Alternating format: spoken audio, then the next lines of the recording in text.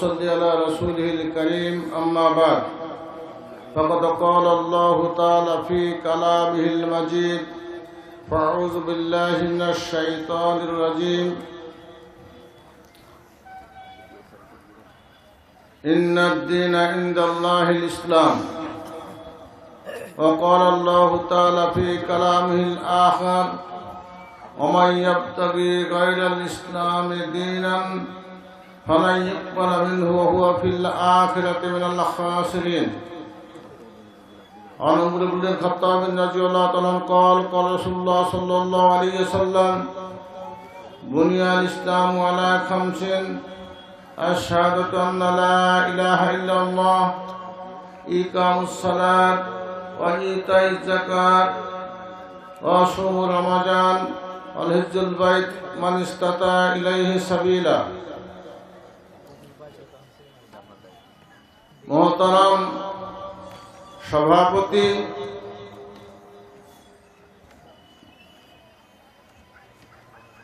তোফাজ্জল হক সালাফিয়া মহিলা মাদ্রাসার 2 দিনব্যাপী আয়োজিত ইসলামী সম্মেলনের দ্বিতীয় দিন সম্মানিত সভাপতি, প্রধান অতিথি, সম্মানিত উলামায়ে কিরাম এবং জালসায় উপবিষ্ট সম্মানিত চুক্তিমণ্ডলী, মহান রব্বুল আলামিনের দরবারে অগণিত সিজদায়ে শুকর যে আল্লাহ রব্বুল আলামিন আমাদেরকে এমনইভাবে সুন্দর পরিসরে আয়োজনের মাধ্যমে কোরআন ও সুন্নাহর অমীয় বাণী বলার ও শোনার সুযোগ করে দিয়েছেন।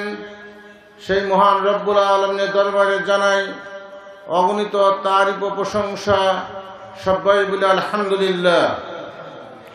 দরুদ ও সালাম বর্ষিত হোক মানবতার মুক্তির দূত আখিরি নবী সরওয়ারে কায়নাত রহমাতুল লিল আলামিন খাতামুন নবীন জনাব মুহাম্মদুর রাসূলুল্লাহ সবাই বলে সাল্লাল্লাহু আলাইহি ওয়াসাল্লাম।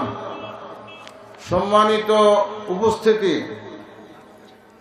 আজকে এই জালসায় আসতে পেরে আপনারা বেজার হয়েছেন না খুশি হয়েছেন? আলহামদুলিল্লাহ। 2 দিন আগে এমন অবস্থা ছিল যেরকম আয়োজন করতে হলে অনেক খড়কুটা পুরাইতে হতো, অনেকের কাছে ধর্ণা দিতে হতো, অনুমতি না হলে জালসা করা যাবে না, এরকম একটা বিভৎস পরিবেশ ছিল। আল্লাহ রাব্বুল আলামিন যে অবস্থা থেকে আমাদেরকে উত্তরণ করেছেন, নিষ্কৃতি দিয়েছেন, আবারও সবাই আল্লাহ তারিফ করি, সবাই বলে আলহামদুলিল্লাহ। সম্মানিত উপস্থিতি, আমি আপনাদের কাছ থেকে অল্প সময়ের মধ্যে বিদায় নেব বিধায় পূর্বেই শুরুতেই কিছু কথা বলে বিদায় আরজ করেছি, যার জন্য এই সময় ওঠা। আমি আপনাদের সম্মুখে মহাগ্রন্থ আল কোরআন থেকে সূরা আল ইমরানের 1985 নম্বর আয়াত তেলাওয়াত করেছি। আলোচনা তো আপনারা গতকালও শুনেছেন, আজও শুনবেন। এছাড়াও আমাদের দেশে জালসা এত পরিমাণ হয়, যদি আর 1000 ভাগের 1 ভাগও আমরা আমল করতাম তাহলে আমরা পূর্ণাঙ্গ মুসলমান হতে বেশি সময় লাগতো না। দুর্ভাগ্য হল আমরা জালসা করি আর জালসার আয়োজকরা আয়োজন করেন, আমরা বক্তৃতা দেই, শ্রোতারা শোনে, এ পর্যন্তই শেষ। এর থেকে যে শিক্ষা অর্জন করা এটা আমরা করি না, যার কারণে শুধু আলোচনাই হচ্ছে। এই ধর্মীয় জালসা থেকে, ইসলামী জালসা সম্মেলন থেকে আমরা কোনো শিক্ষা অর্জন করছি না, অথচ আমরা অধিকাংশই এদেশের যে জনশক্তি আছে বাংলাদেশের তার 95% মুসলমান। আমরা অবশ্য মুসলমান হিসাব স্বীকৃত, আর মুসলমান হওয়ার কারণে বাংলাদেশ নামক এই ভূখণ্ডটা বাংলাদেশ হয়েছে। এর পূর্বে ছিল পূর্ব পাকিস্তান। এর কেন হলো পশ্চিম পাকিস্তান সুদূর পশ্চিমে, মাঝখানে ভারত রাষ্ট্র ইন্ডিয়া, এরপরে এইটুকু বাংলাদেশ হলো কেন? একটাই কারণ, এদেশে এই ভূখণ্ডটাতে মুসলমানের সংখ্যা বেশি, বিধায় হিন্দুত্ববাদীদের সাথে এদিকে মিলানো যাবে না। ওদের তাহজিব তামাদ্দুন, ওদের চলাফেরা, ওদের ইবাদত বন্দেগী, ওদের উপাসনা আমাদের ইবাদত বন্দেগী এক নয়, ওদের সাথে গুনবে না। এজন্যই এই মুসলমানদেরকে এই ভূখণ্ডটা আলাদা করে দেওয়া হয়েছে। এটা এমনি এমনিতে হয় নাই। সম্মানিত হাজরিন, এই মুসলমান ও ইসলাম সম্পর্কে আমি আপনাদের দুটি কথা বলে বিদায় আরজ করব।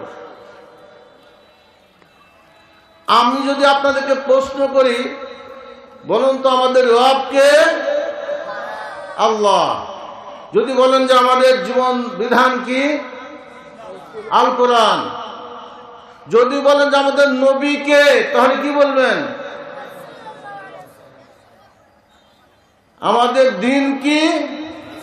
ইসলাম। এই যে চারটা প্রশ্ন, এই প্রশ্নের সাথে কেউ কি দ্বিমত পোষণ করার আছেন?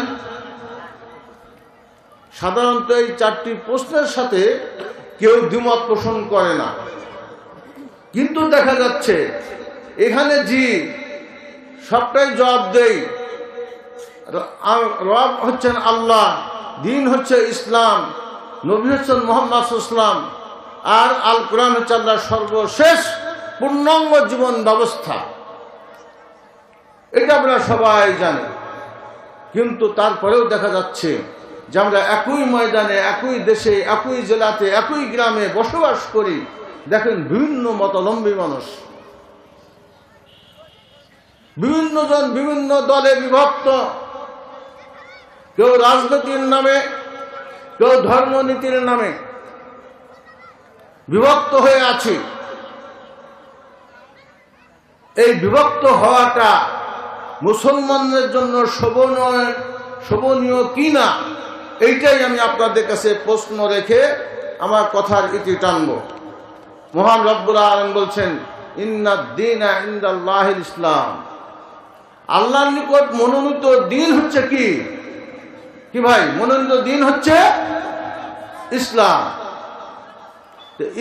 দিন শব্দের অর্থ কি? দিন শব্দের অর্থ কি? এটা কি আমরা একবারও চিন্তা করেছি?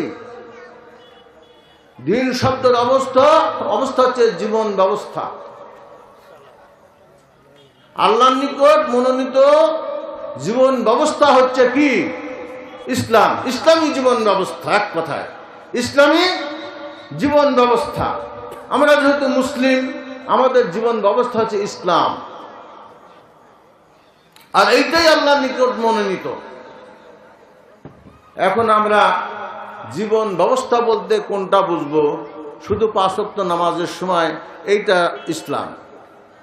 বছর মাঝে রমজান মাসে রোজা রাখি, সিয়াম রাখি, এইটা ইসলাম। হজের সময় মক্কায় গিয়ে হজ করি, এইটাই ইসলাম। আর কোনো কিছু ইসলাম না মনে হয়।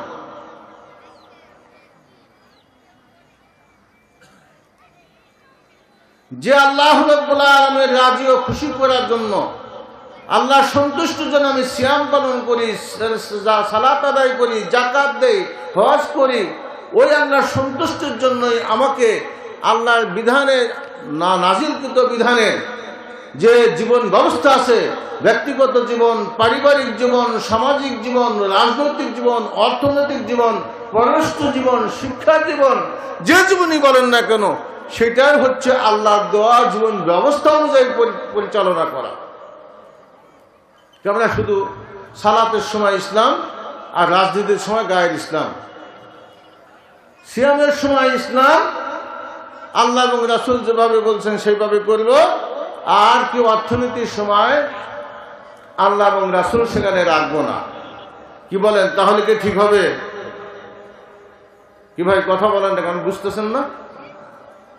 আমরা যদি কিছু কিছু ক্ষেত্রে ইসলাম পালন করি আর অন্য অন্য ক্ষেত্রে পালন করি না, তাহলে কি এটা ইসলাম হবে না? পরিষ্কার কথা। আল্লাহ বলছেন, ইয়া আইয়ুহাল্লাযীনা আমানু, হে বিশ্বাসীরা, উদখুলু ফিস সিলমি কাফা, তোমরা ইসলামে পরিপূর্ণভাবে প্রবেশ করো। ওয়ালা তাত্তাবিউ খুতুওয়াতিশ শায়তান, সাবধান শয়তানের পদাঙ্ক অনুসরণ করো না, কেননা ইন্নাশ শাইতানা লিল ইনসানি আদুব্বুম মুবিন, কেননা শয়তান হচ্ছে মুমিনদের জন্য প্রকাশ্য শত্রু। আল্লাহ পরিপূর্ণভাবে ইসলামে প্রবেশ করতে বললেন, আমরা প্রবেশ করলাম কিছু কিছু ক্ষেত্রে। এই অবস্থা যদি আমাদের চলে, তাহলে আমরা পূর্ণাঙ্গ মুসলমান দাবি করতে পারবো না। পূর্ণাঙ্গ যদি মুসলিম দাবি করতে চাই, তা ইসলামের যত দিক ও বিভাগ আছে সব বিষয়ের প্রতি আমাকে ঈমান আনতে হবে এবং সেই অনুযায়ী ইসলামের বিধান অনুযায়ী, রাসূলের পদ্ধতি অনুযায়ী আমাকে আমল করতে হবে। যদি করতে পারি তাহলে পূর্ণাঙ্গ ইসলামে প্রবেশ করা হবে। আল্লাহ বলেন, তোমরা ইসলামে পরিপূর্ণভাবে প্রবেশ করো। আমি করলাম না, তাহলে আল্লাহকে মানলাম না। পরিষ্কার কথা। আজকে আমরা দেখেন, আহলুল হাদিস, বিশেষ করে আহলুল হাদিস আমরা যারা নিজেদেরকে বলি, সালাফি বলি, আমরা সালাতের ক্ষেত্রে খুবই স্বচ্ছতা অবলম্বন করি। সহিহ হাদিসের পথ এবং পদ্ধতি আমরা অবলম্বন করি। রাজকান্না আল্লাহ রাসূল সাল্লাল্লাহু আলাইহি ওয়াসাল্লাম বলেছেন, সাল্লু কামা রাআইতুমুনি উসাল্লি, তোমরা যেভাবে আমাকে সালাত করতে দেখেছো সেভাবে সালাত আদায় করো। অনুরূপভাবে রাসূলের পদ্ধতি অনুযায়ী আমরা সিয়াম পালন করি। হজ করতে গেলেও রাসূলের ওই কথা স্মরণ করি। রাসূল বলছেন, খুযু আন্নী মানাসিকাকুম, তোমরা আমার পক্ষ থেকে হজের নিয়ম নীতি শিখে নাও। আমরা সেজন্য চেষ্টা করি হজের মধ্যে যেন কোনো শিরক এবং বিদআত প্রবেশ না করে, আমাদের আমলটা যেন সহি হয়। কিন্তু হজ করলাম সহিভাবে, সালাত করলাম সহিভাবে, আর সিয়াম পালন করলাম সহিভাবে, সমাজ পরিচালনা করলাম শয়তানের তাগুতের অনুসরণে, তাহলে কি আমি মুসলমান থাকব? রাষ্ট্র পরিচালনা করলাম বিজাতীয় মতাদর্শের অনুকূলে, অর্থনৈতিক লেনদেন করলাম শিরকি পদ্ধতিতে,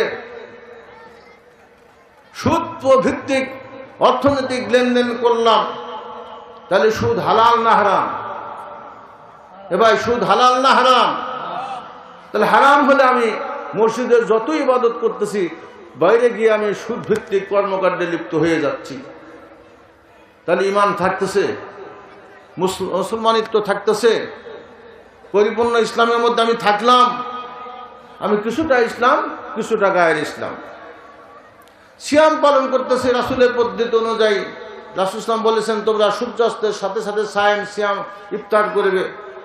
হ্যাঁ, দিন ততদিন বিজয় থাকবে, যতদিন পর্যন্ত সায়েম দ্রুত ইফতার করবে। আমরা খুব শুনে খুশি হয়েছি, বাহ, সূর্যাস্তের সাথে সাথে ইফতার করব, দেরি করব না। কত সুন্দর কথা।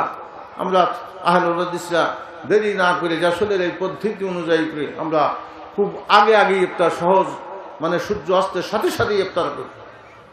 ভালো, রাসূলের আনুগত্য করলাম, একটা সুন্নত পালন করলাম, সহি শুদ্ধভাবে আমরা সিয়াম পালন করলাম।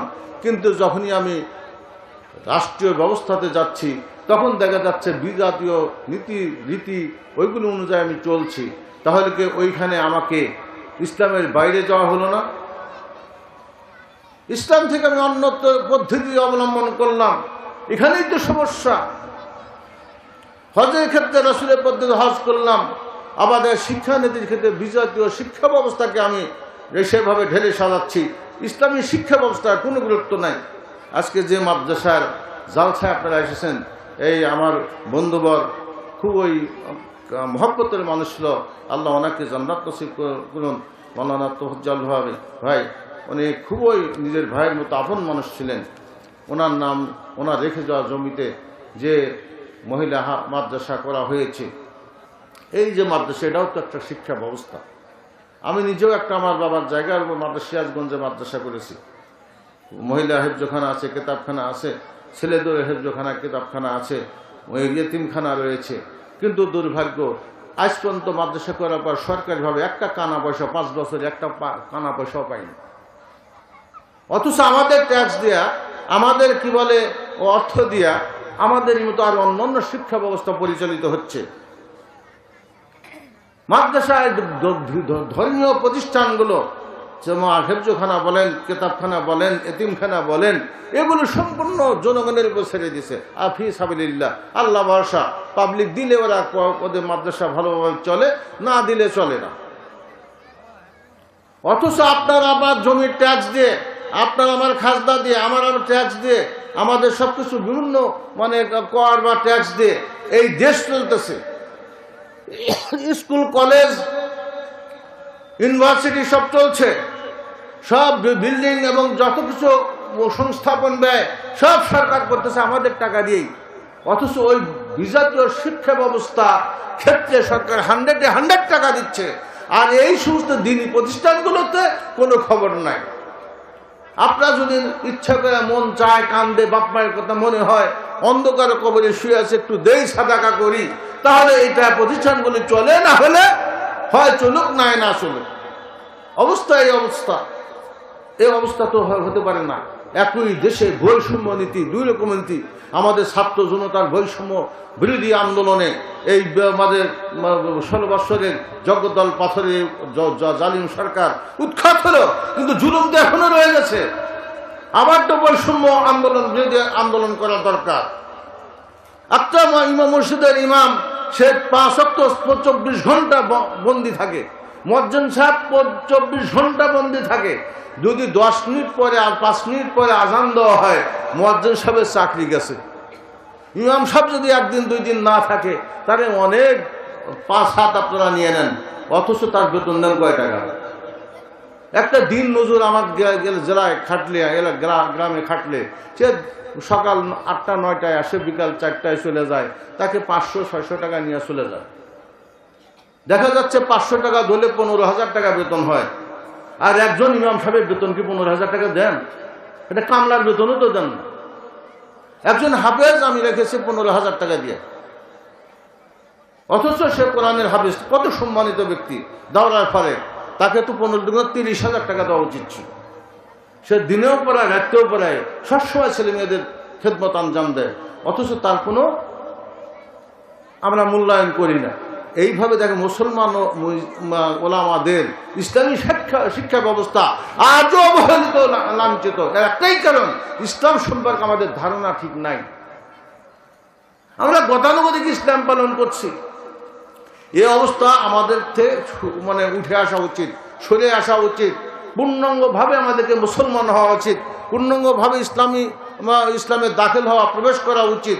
আল্লাহ বলেন, যদি আপনি না হন, আপনি আংশিক এই মধ্যে কিছুটা ইসলাম, কিছুটা গায়ের ইসলাম, এইভাবে যদি আমরা মানে আমল করে চলে যাই, তাহলে আমাদের জন্য খুব ভয়াবহ আযাব এবং গজব অপেক্ষা করছে। সম্মানিত হাজরিন, এই অবস্থায় যদি থেকে আমরা যে সালাত পড়তেছি, সিয়াম রাখতেছি, যাকাত দিচ্ছি, হজ করছি, দান সদকা যাই করি না কেন, যতক্ষণ পর্যন্ত আপনার একবারে ব্যক্তি থেকে নিয়ে সার্বিক জীবনে ওহীর আলোকে, কোরআন ও সুন্নাহর আলোকে ঢেলে না সাজাবেন, প্রতিটা দিক কোরআন কি বলেছে সেটা করব, হাদিস কি বলেছেন সেটা করব, এটা যদি না হয় তাহলে হবে না। ওই আল্লাহ রাব্বুল আলামিন বলেছেন না, ওমা আতাকুমুর রাসূলু ফাখুযুহু ওমা নাহাকুম আনহু ফান্তাহু। হে আমার বান্দারা শোনো, তোমাদের নবী জনাবে মুহাম্মদুর রাসূলুল্লাহ সাল্লাল্লাহু আলাইহি সাল্লাম যে জীবন বিধান নিয়ে এসেছেন, সেটাকে তোমরা আঁকড়ে ধরো, সেটাকে তোমরা মেনে চলো। ওমা নাহাকুম আনহু ফান্তাহু, এবং তিনি যেটা নিষেধ করেছেন সেটাকে তোমরা পরিত্যাগ করো, পরিহার করো, বর্জন করো। রাসূল কি নিয়ে এসেছেন? রাসূল নিয়ে এসেছেন ওহী। এক বাক্য ওহী, একটা ওহী মাতলু আর একটা ওহী গায়ের মাতলু। ওহী একটা, আল কোরআন হচ্ছে ওহী মাতলু, হাদিস হচ্ছে ওহী গায়ের মাতলু।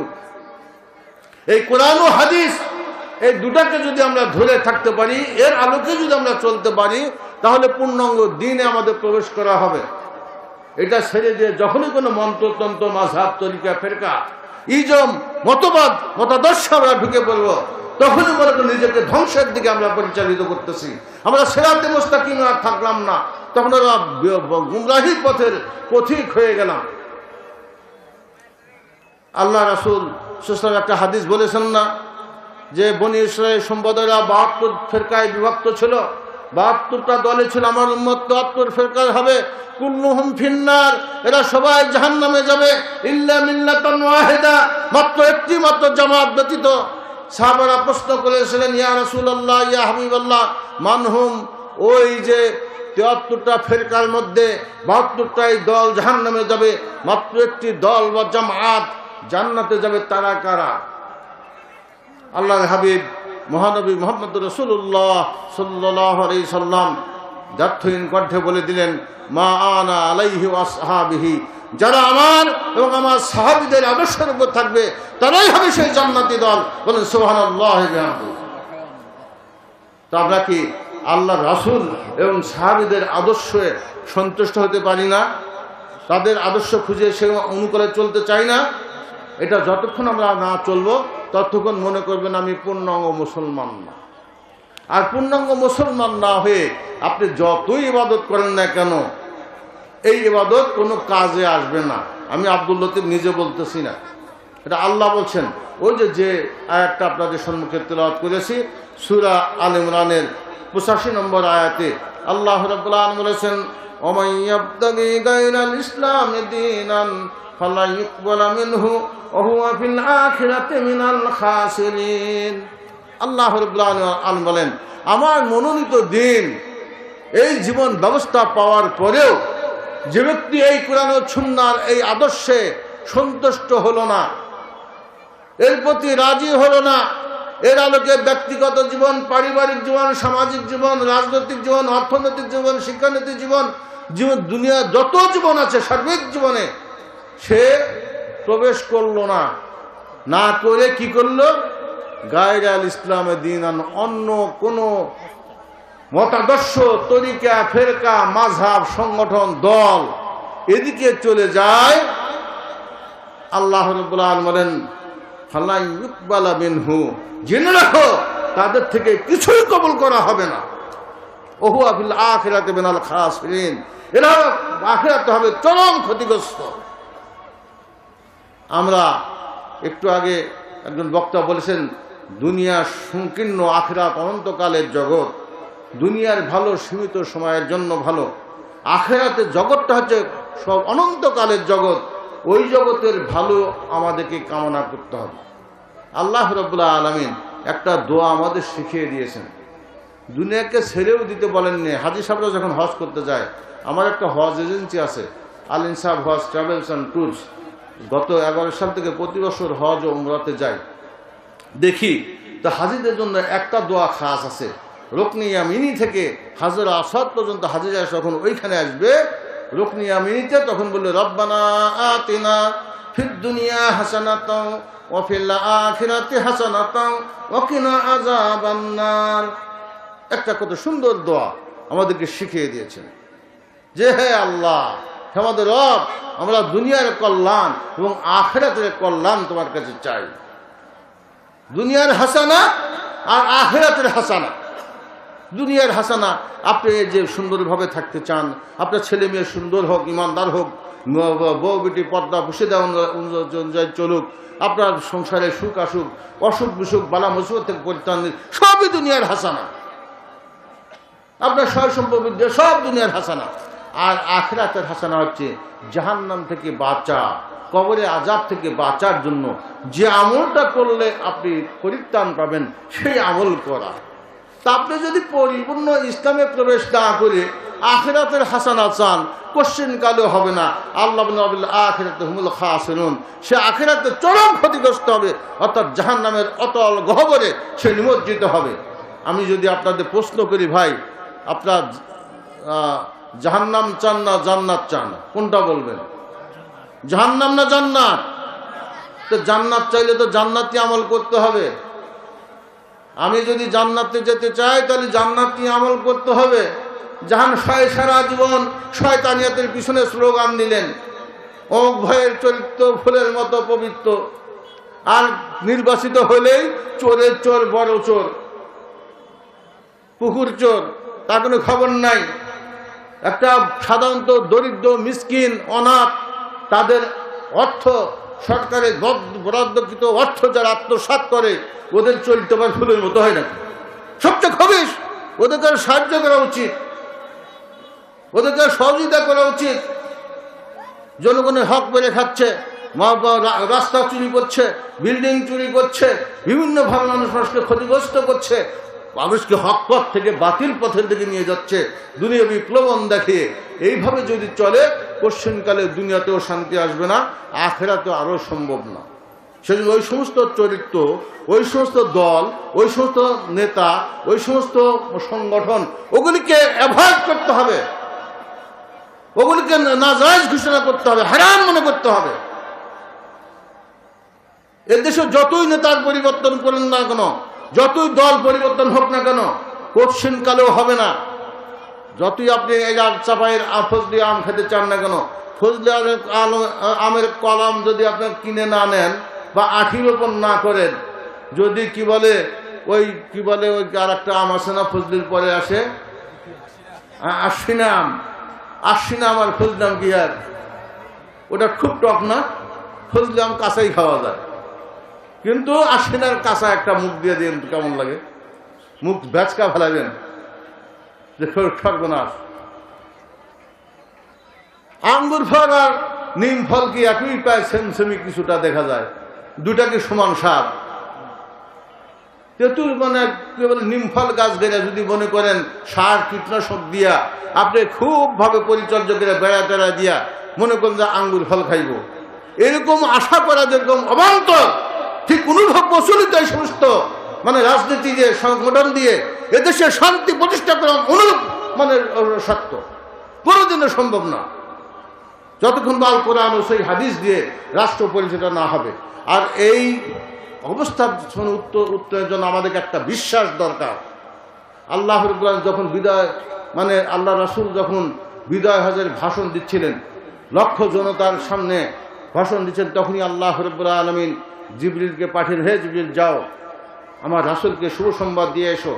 সূরা হচ্ছে মায়েদা 3 নম্বর আয়াত। আল্লাহ রাব্বুল আলামিন বলেন, আল-ইয়াওমা আকমালতু লাকুম দীনাকুম ওয়া আতমামতু আলাইকুম নি'মাতি ওয়া রাদিতু লাকুমুল ইসলাম দীনা। আল্লাহ রাব্বুল আলামিন বলেন, হে রাসূল শুনে নিন, আজ থেকে আল-ইয়াওম, ওই বিদায় হজের দিন থেকে আমি ইসলামকে পরিপূর্ণ করলাম। আল-ইয়াওমা আকমালতু লাকুম দীনাকুম ওয়া আতমামতু আলাইকুম নি'মাতি, আর ইসলামের মধ্যে যত প্রকার নিয়ামতের প্রয়োজন সবগুলো দিয়ে আল্লাহ রাব্বুল আলামিন পরিপূর্ণতা লাভ করলেন। ইসলাম নামক দ্বীনের প্রতি আল্লাহ রাব্বুল আলামিন সন্তুষ্ট প্রকাশ করলেন। সবাই বলে আলহামদুলিল্লাহ। সেই ইসলাম এখন আমাদের দেশে নাই, ইসলাম থেকে আমরা দূরে রয়েছি। আমাদের দেশে যত মুসলমান আছে তত তরিকার ফেরকা আমার আছে।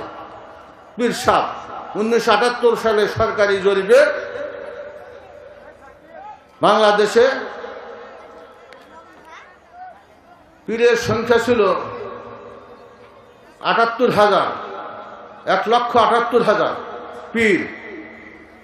78 সাল থেকে এ পর্যন্ত আরো বেশি হয়েছে না? নতুন নতুন মাজার দেখা যায় না? এগুলো আরো বৃদ্ধি পাইছে। তারপরে মাযহাব আছে, তারপরে আরো তরিকা আছে, এগুলো আছে। এর সবই জাত জাত তরিকা অনুযায়ী ফেরকা অনুযায়ী ইসলাম প্রতিষ্ঠা করতে চায়। আর একটা কম আছে আমরা আহলুল হাদিস, এরা কোরআন ও সহিহ হাদিস অনুযায়ী আমল করতে চাই। সালাত বলেন, সিয়াম বলেন, হজ বলেন, যাকাত বলেন, এইগুলি, কিন্তু আমাদের পূর্ণাঙ্গ ঈমান নাই। যার কারণে আমরা পূর্ণাঙ্গ দিন প্রতিষ্ঠার জন্য আমরা মাথা চাড়া দিচ্ছি না, কোনো কথা মুখ খুলছি না, জবান খুলছি না। আমরা তাদের ওই প্রচলিত প্রথা অনুযায়ী, তরিকা ফেরকা অনুযায়ী তাদের ওই দল বা সংগঠনকেই আমরা সাপোর্ট দিয়ে চলেছি। এভাবে যদি চলি তাহলে হয়তো বা কারো দলে আপনাকে কোনো ব্যক্তি ক্ষমতা আসতে পারে, কিন্তু পূর্ণাঙ্গ ইসলাম আসবে না যতক্ষণ পর্যন্ত কোরআন ও সহিহ হাদিসের অনুসারী আহলুল হাদিস জামাত এবং কম যতক্ষণ পর্যন্ত ওই সংসদে কোরআন ও হাদিস নিয়ে দাঁড়িয়ে না যাবে ততক্ষণ পর্যন্ত পূর্ণাঙ্গ ইসলামের জমিনে আসবে না। সেজন্য আপনাদেরকে সতর্ক করে দিচ্ছি, আমরা আজকে কে চলে গেল আর এতেই আমরা খুশি হয়ে যাচ্ছি না, কে আসতেছে সেটাও ভাবা দরকার। মুদ্রার এপিট আর ওপিট, আগেও যে নেতারা আসতো এই নেতাদের আর তাদের মধ্যে কোনো পার্থক্য নাই। যতক্ষণ পর্যন্ত নেতা পরিবর্তন করে লাভ নাই, নীতির পরিবর্তন না হবে, আদর্শের পরিবর্তন না হবে, প্রচলিত ওই সংবিধানের পরিবর্তে কোরআন ও সুন্নাহর সংবিধান প্রতিষ্ঠিত না হবে ততক্ষণ পর্যন্ত আপনি এই দেশের শান্তি এবং সমৃদ্ধি সম্ভব না। আমি গত আমাদের ঢাকাতে তাবলিগ ইজতেমাতে বিগত সাবেক সরকার মাননীয় প্রধানমন্ত্রী শেখ হাসিনাকে লক্ষ্য করে বলেছিলাম যে সম্মানিতা প্রধানমন্ত্রী মহোদয়, আপনাকে দৃষ্টি আকর্ষণ করে বলছি, আপনি এত বড় মন্ত্রী পরিষদ, এত কিছু আছে, এত কিছু বাহিনী করছেন, র্যাব বিডিআর আমক সব কিছুই আছে, কিন্তু এত কিছু দরকার হয় না। তারপরে আপনি মদ থেকে মানুষকে বিরত রাখতে পারছেন না, সুদ উঠাই দিতে পারছেন না, জেনা উঠে দিতে পারছেন না। 3-5 বছরের শিশু আজকে জেনা লিপ্ত হচ্ছে, ধর্ষিতা হচ্ছে অনেক মা বোন। এগুলোর জন্য আইন আপনি যতই চেষ্টা করেন না কেন ততক্ষণ পর্যন্ত সম্ভব হবে না যতক্ষণ পর্যন্ত আল কোরআনের বিধান কার্যকরী না হবে। আপনি ঢাকার বুকে একজন চোর ধরে চোরের হাত কেটে দেন, একজন মদ্যপায়ীকে ধরে তাকে 80টা ধরে মারেন, একজন জুনাকারকে নিয়ে এখানে যে বাইতুল মোকাররমের সামনে কোমরের মধ্যে পিঠে পাথর মেরে তাকে দুনিয়া থেকে উৎখাত করে দেন। দেখেন বাংলার আনাচে টেকনা থেকে তেতুলিয়া কোথাও জিনা হয় কিনা, চুরি হয় কিনা, সুদ খায় কিনা, ব্যভিচারী হয় কিনা, মদ খায় কিনা, ধরেন না কেন? আজও তো যে কোরআন এবং হাদিসের সংবিধান রয়েছে সৌদি আরবে, কাতারে, কুয়েতে, বাহরাইনে, সবখানেই তো সেখানে মধ্যে যেখানে দেখা যাচ্ছে কোরআন ও সুন্নাহর রাজ প্রতিষ্ঠিত হয়েছে। আমরা হজে যাই, দেখা যায় হাজি সাহেবরা আমরা কিনতে গেলেও দোকানদার আর বেচতে রাজি নয়, কেননা যদি আজানের পরে দোকান খোলা থাকে তাহলে তাকে গ্রামা লাগাবে, 5000 গ্রামা সৌদি রিয়াল। একাধিক হলে তার দোকানকে সিলগালা করে দেওয়া হবে। তাহলে আইন করা আছে না? চুরি করলে কেউ চুরি করবে, দোকান কেউ খুলে দিয়ে দৌড়াচ্ছে নামাজ সালাতে না গেলে খবর আছে, অতএব সালাতে দাঁড়িয়ে যাচ্ছে, সামনেই কেউ রাস্তায় যায় নামাজ বিছিয়ে নামাজে দাঁড়িয়ে যাচ্ছে, কেননা নামাজ না পড়লে তো অসুবিধা, জরিমানা। আবার ওদিকে চোর যে চুরি করব সিসি ক্যামেরা লাগানি আছে, যদি চুরি করে হাত কাটা যাবে, চুরিও হয় না। বুঝে আসছে? তারপরে আমাদের সংবিধান কোরআন ও সুন্নাহর সংবিধান বাদ দিয়া কত নেতা খেতারে ডেকা কত হয়রানি পেরেশানি হচ্ছেন যে আসেন আমরা কিভাবে সুন্দর দেশ চালানো যায়। আজকে আমাদের বাংলাদেশের শিক্ষাবিদ ডক্টর ইউনূস তিনি যতই চেষ্টা করুন না কেন, উনি চেষ্টা করতেছেন এই মানে অবস্থা কি বলে প্রশাসনিক ব্যবস্থা, অর্থনৈতিক ব্যবস্থা, শিক্ষা ব্যবস্থা এগুলি ঢেলে সাজিয়ে যদি আর একটা ওই মানবরচিত শিক্ষা ব্যবস্থায় অর্থনৈতিক ব্যবস্থা এগুলি যদি আমরা পরিচালনা করি কোশ্চেনকালেও এতে কোনো লাভ হবে না। যে লাউ সেই কদু, যে লাউ সেই কদু হবে যতক্ষণ পর্যন্ত আল্লাহ মনোনীত দ্বীনের জীবন ব্যবস্থা আমি ওখানে না বসাবো ততক্ষণ পর্যন্ত যে কি বলে মানে আইনের মায়ের পেঁয়াজ আছে, আইনের কিছু নাকি ফাঁক আছে। ব্রিটিশরা করে দিয়েছে আমাদের মধ্যে ঝগড়া কলহ লাগানোর একটা মানে আইন ব্যবস্থা। ওই ব্রিটিশ আইন ব্যবস্থাকে আমরা দিয়ে যতই আমরা চেষ্টা করি না কেন ওই আইন পরিহার করে কোরআনের আইন প্রতিষ্ঠা করতে হবে। আল্লাহ বলছেন আস-সারিকু ওয়াস-সারিকাতু ফাকতাউ আইদাহুমা, চোর হোক আর চুন্নি হোক তার হাত কেটে দাও। আল্লাহর বিধান কাটেন না কেন? একটা দেখেন আর কেউ চুরি করে কিনা, কেসাস আছে, টাইম আছে, হ্যাঁ 5 মিনিট। আচ্ছা ঠিক আছে। কেসাসের শরীয়তে কেসাসের বিধান আছে, দণ্ডবিধি কি, অপরাধ করলে কি বিধান হবে, তার কি শাস্তি হবে, সে সম্পর্কে কোরআন হাদিসে সুন্দরভাবে উপস্থাপন করা হয়েছে, কিন্তু আমরা সেদিকে তো তাকাই না। এখন যদি আপনি কেউ জেনা করে দৌড়া মারেন তো যে মৌলবাদী। আমাদের দেশে কিছু ওই ইংরেজদের পশ্চিমাদের ধ্বজাধারী আছে, তারা কিন্তু মানবতা বিরোধী কাজ করেছে। মৌলবাদেরা এরা রাজাকার, বিভিন্নভাবে তাদেরকে মানে তিরস্কার ভৎসনা দেওয়া হয়, অথচ ওইটাই হচ্ছে মূল বিষয়। সম্মানিত হাজিরিন, আমরা আহলে হাদিস কম বা জামাত যারা আছি, আমাদেরকে বিশেষ করে এই ব্যাপারে আমাদেরকে বেশি অগ্রাধিকার ভিত্তিতে মানে সচেতন হতে হবে। এই কারণে যে আমরা কোরআন ও সুন্নাহ ছাড়া অন্য কিছু মানি না। কি ভাই, ঠিক না ভাই? ঠিক। আমরা কোরআন ও হাদিস মানি, আমরা যা কিছু করবো কোরআন ও হাদিসের আলোকে চাই, আর ওইটা যতক্ষণ না হচ্ছে ততক্ষণ দেশে শান্তি নাই। এজন্য এই ভূমিকা আহলে হাদিসদেরকে বেশি নিতে হবে। বুঝে আসছে? অন্য আসলে কেউ তার মা হানাফি হোক, শাফি হোক, মালিকি হোক, হাম্বলি হোক, তারা মাযহাব অনুযায়ী করবে, শিয়া হোক শিয়া তরিকা অনুযায়ী করবে, আর কাদিয়ানি হোক কাদিয়ানি ব্যবস্থা অনুযায়ী করবে, আর যারা বিজাতীয় মতাদর্শী আছে তারা তাদের বানোয়ার ধর্ম অনুযায়ী করবে। আর যারা আমাদের দেশে পীরতন্ত্রের লোক আছে, পীরতন্ত্ররা আজকাল রাজনীতিতে নেমে গেছে, তারা ওই পীর তরিকার ফিকহ অনুযায়ী, বিধান অনুযায়ী এই দেশ পরিচালনা করবে। ওই দেশ কি সেইটা কি আর ইসলাম হতে পারে? কোশ্চেন গেলেও না। সেই জন্য সব হিংসা বিদ্বেষ ভুলে গিয়ে আমাদেরকে অগ্রগণ্য ভূমিকা পালন করতে হবে। আসো আল কোরআনকে হাতে নিয়ে কোরআন ও সুন্নাহর আলোকে আমরা কোরআন ও সুন্নাহর আলোকে আমরা সামনে এগিয়ে, যারা আমরা নেতৃত্ব চাই না, যারা নেতৃত্ব দিচ্ছেন দেশের, বলবো আসুন আর মন গড়া তন্ত্র মন্ত্র পরিহার করে কোরআন ও সুন্নাহর আলোকে আমরা রাষ্ট্র পরিচালনা করি, সেভাবে আমরা চলার চেষ্টা করি। ইনশাআল্লাহ দেশে শান্তি আসবে, সুখ আসবে, সমৃদ্ধ হবে, আমরা পূর্ণাঙ্গ ইসলামেও প্রবেশ করা আমাদের জন্য সহজ হয়ে যাবে। সম্মানিত হাজিরিন, আল্লাহ রাব্বুল আলামিন বলেন, ওয়ানাজ্জালনা আলাইকা কিতাবান তিবয়ানান লিকুল্লি শাইইন। আল্লাহ রাব্বুল আলামিন বলেন, আমি কি নাজিল করি নাই প্রত্যেক বিষয়ের বিশদভাবে সুস্পষ্টভাবে আমরা কি বলে প্রতিটি বিষয়ের উপর বিধান আমি নাজিল করেছি। কিভাবে রাজনীতি, কি অর্থনীতি, কি সমাজনীতি, কি শিক্ষানীতি, সব ব্যাপারে আল্লাহ রাব্বুল আলামিন আমাদের দিক নির্দেশনা দিয়েছেন। আমাদের প্রিয় নবী জনাবে মুহাম্মদ রাসূলুল্লাহ সাল্লাল্লাহু আলাইহি ওয়াসাল্লাম তিনি যখন মক্কা থেকে মদিনায় হিজরত করলেন, তখন মদিনায় গিয়ে যখন ইসলামী হুকুমত প্রতিষ্ঠা করলেন, ওই মানে মদিনা নামক ওই রাষ্ট্রের তিনি কি প্রেসিডেন্ট ছিলেন না?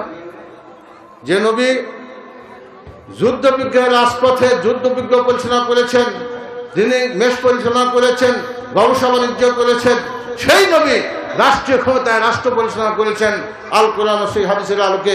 আসুন আমরা সেই পদ্ধতিতে চলার চেষ্টা করি। সম্মানিত হাজিরিন, আমার সর্বশেষ কথা হলো, আমাদেরকে পূর্ণাঙ্গ মুসলমান হতে হবে। পূর্ণাঙ্গ দিন কোনটা সেটা অনুসরণ করতে হবে।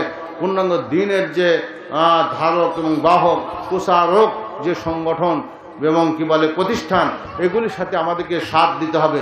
বিশেষ করে মাদ্রাসা শিক্ষাগুলো, ওখান থেকেই কোরআন ও সুন্নাহর জ্ঞান অর্জন করা হয়। আমরা মাদ্রাসায় পড়েছি বিদায় দুইটা কথা আপনাদেরকে শোনাইতে পারলাম। যদি মাদ্রাসায় না বলতাম তাহলে এতগুলো কথা বলা সম্ভব হতো না।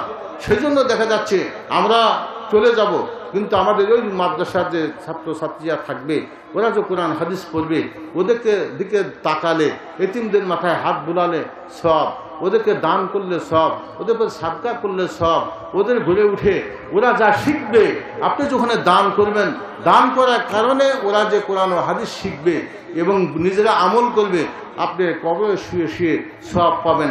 পাশাপাশি ওরা যে বর্ণনা করবে, আলোচনা করবে, ওয়াজ করবে, করার কারণে যে আরও 10 জন হেদায়েতের রাস্তা খুঁজে পাবে, ওরা পড়লেও আপনারা অনুরূপ এই আলেম যেরকম সব পাবে, অনুরূপ সব আপনারাও কবরে শুয়ে শুয়ে সব পাবেন, সাদকায়ে জারিয়ার হকদার হবেন। কত একটা সুন্দর শিক্ষা ব্যবস্থা! এই শিক্ষা ব্যবস্থা আজকে অবহেলিত। এই শিক্ষা ব্যবস্থার জন্য আপনাকে আমাকে এগিয়ে আসতে হবে। আল্লাহ আমাদের আপনাদের সবাইকে কোরআন ও সুন্নাহর শিক্ষা ব্যবস্থার গুরুত্ব বোঝার তৌফিক দান করুন। আমিন। আমাদেরকে কোরআন ও সুন্নাহর শিক্ষা ব্যবস্থাকে সার্বিক সহযোগিতা করার তৌফিক দান করুন, শোন আমিন। আমাদের মাঝ থেকে যারা বিদায় নিয়ে, বিশেষ করে আমার বন্ধুবার মাওলানা তোফাজ্জল হক সাহেব ভাই বিদায় নিয়েছেন, আল্লাহ তাকে ক্ষমা করে দিন, শোন আমিন। তাকে জান্নাত দান করুন, শোন আমিন।